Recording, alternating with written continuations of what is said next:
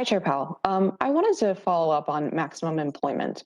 So, the new framework was basically designed, as I understand it, so that there was a de-emphasis on guessing where inflation would pick up because of employment. And basically, you were going to wait until you saw the whites of the eyes of inflation, and that's how you would kind of know that you reached maximum employment.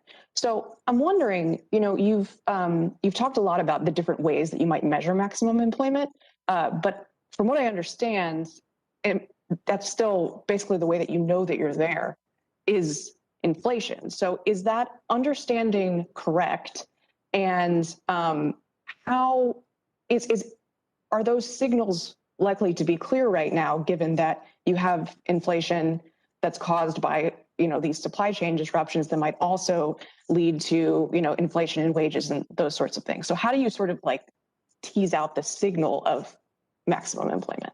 Okay, so let me start by saying that the inflation that we got was not at all the inflation we were looking for or talking about in the framework. It really was a completely different thing. It was to do with, strong monetary policy and fiscal stimulus into an economy that was recovering rapidly and in which there were these supply side barriers, which effectively led to, in certain parts of the economy, of what you might call a vertical supply curve. So, automobile purchases are very interest rate sensitive, and you would think demand would drive up the quantity of cars, but it can't because they don't have semiconductors. So that was a very different kind of inflation. This is not the inflation we were looking for under our framework at all. It's nothing to do with our framework, and the way we've approached it is really nothing to do with our framework. But come to maximum employment, which is really your question. How do you know? So I think you look at prices and quantities. If you want to look at maximum employment, you look at prices and quantities, and the main price you look at is wages.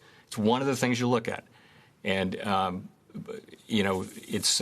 so I mentioned a number of the things. You could get to 20 if you wanted to easily, but labor force participation, the unemployment rate, different age groups of prime age labor force participation in particular gets a lot of focus. The JOLTS data get a lot of focus. And wages, that's really one of the great signals. The quits rate is another one. The quits rate is really one of the very best indicators, according to a lot of labor economists, because people quit because they feel like they can get a better job. And there's record amounts, historically high levels of that going on, suggesting, again, that you've we very tight labor market.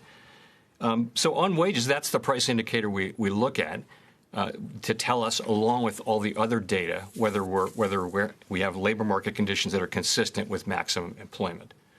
And so that's how we think about it. But one of the complications is that, again, we've got to make policy in real time. So how do we think about that? If we think we can make labor, participation might move up.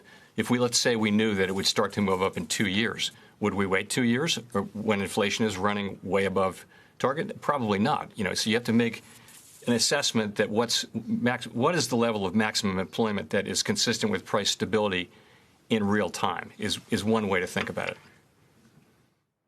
Just to kind of follow up on that for a second, if you do raise interest rates next year and you're not certain whether you're at maximum employment, I mean, are you all going to point, when you raise interest rates, are you going to point to ways in which the labor market could still improve? Yes, I mean, I absolutely. I think whether or not we say we're at labor market conditions consistent with maximum employment next year, we would all be open and I think expect over time that the level of maximum employment that's consistent with price stability would increase further over time. For example, through increasing participation. So we would certainly we would not in any way want to foreclose the idea that the labor market can get even better. But again, with inflation as high as it is, we have to make policy in real time. We've got to make that assessment in real time.